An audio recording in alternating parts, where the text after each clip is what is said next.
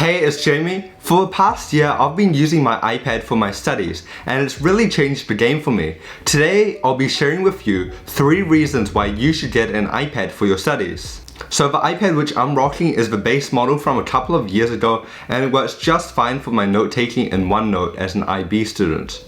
So by far the biggest reason why students should get an iPad is definitely its convenience. By using an iPad, you can have all of your study material with you, rather than having to lug binders and textbooks whenever you go to class or go to the library and probably get back problems. Now, with the iPad, you can just bring that and you'll have all of your notes, textbooks, past papers, and handouts all in one incredibly convenient place. For example, this year I've also been keeping physical copies of my handouts from class and my textbooks at home, and as you can see, it just would have been unmanageable to bring to school every day. Moreover, iPads are incredibly convenient if you deal with lots of past papers. This is because instead of having to go and print them out, you can just put them onto your iPad and start working on them right away. Lastly, digital note-taking on the iPad is also incredibly convenient if you want to share your notes to your friends or even access your notes remotely. So another area where the iPads just really changed the game for me is definitely in organization. Personally, my preferred organization system before using my iPad was just to put all of my handouts and all of my past tests somewhere into my drawer or put them into folders.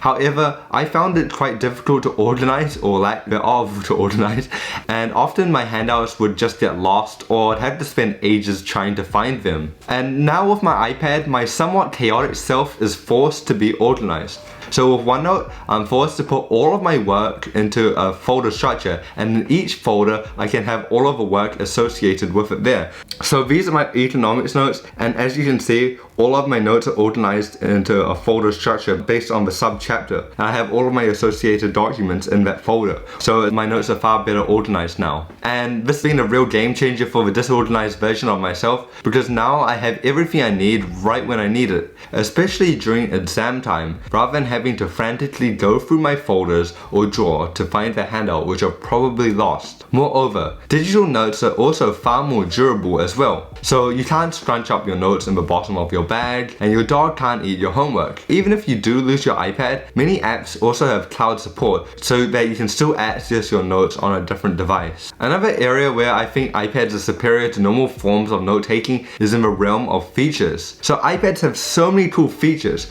which can really level up your note-taking experience. And for those of you who are into writing really beautiful and aesthetic notes, such as myself, no, I'm only joking, there's lots of extra capabilities with the iPad, such as being able to write with any color you want, using different types of pens and brushes, and this can help you to have really nice looking notes. Personally, one of my favorite features to taking notes on the iPad is the extra functionality from being digital. So firstly, it's really easy to add other elements to your notes, such as I can add my full-on PowerPoint right into my notes. I can also add PDFs into my notes and other handouts, and I can also add past papers into my notes rather than having to print them out. And another thing which I also like about doing notes on the iPad is the extra adjustability which comes along with it. So normally with pen and paper notes, once you've wrote something, it's pretty difficult to change things around without having to rewrite it or use an eraser. But now with the iPad, it's really easy to adjust your notes after the fact. So for example, my economics notes are very messy at the moment, and they'll stay like that, but